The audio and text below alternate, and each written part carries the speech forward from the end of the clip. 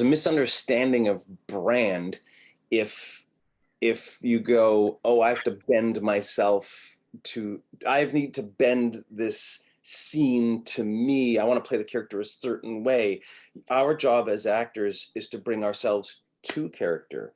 The misunderstanding in that is if Matthew brings himself to character, I'm going to do the character correctly and the story will flow through me the way the story was written, but it's still flowing through my instrument. So no matter how much I bring myself to character, it's still through the prism of Matthew. The light is refracted in a specific way that I'm not in control of, that I don't realize. So I feel like I'm going full Daniel Day-Lewis and I'm just playing the character absolutely, completely away from me, and actions I would never play, emotions that I don't ever inhabit, and in, you know, physical affectations that are not my own.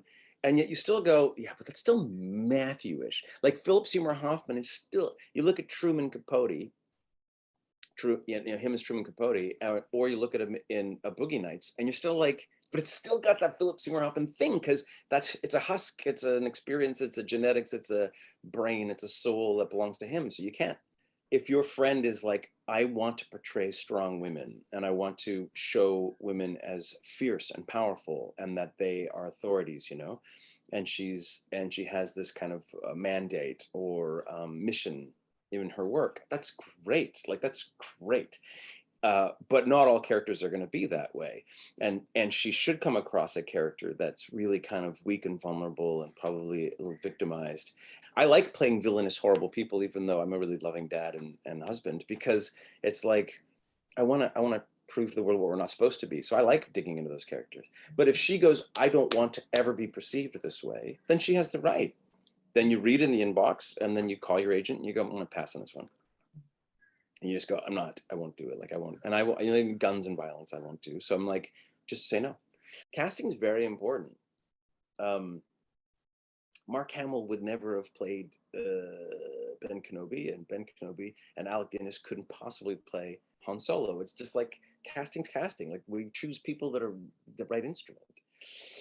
So your agent and you have to be very clear about what your, you know, your range, your brand, your quality, your essence, your what fits really well on you. And then the casting people can go, it'd be really great to see Matthew play this, even though it's not like him, because his quality, like no matter what I do, I look like I'm working on something. Just kind of like I'm like I have that like my brain's always going thing. And they're like, it'd be really fun to have him play this really simple guy. But we're gonna go, what's going on inside of him? Because it's Matthew, you know? And so you'll cast against type in order to do something with the story. But you and your agent have to be really clear about that, because otherwise I have actors who are like, my agent keeps sending me these auditions for like a 16-year-old, I'm 30, or like moms, but I'm like, I'm 21 and I'm like, I tats, and I'm like, why is she? And I go, yeah, it doesn't help the casting people. Yeah, and then sometimes the agent goes, but you know it's good because the casting person you just get in front of them. You need to get in front of them. And I'm like, no, but I need to get in front of them to show them what they can use me for.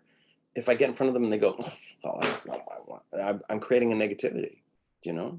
So you have to make sure that they know who you are. So your actor friend, your job is to act the character as best you can and really inhabit the character, and it will speak through your instrument.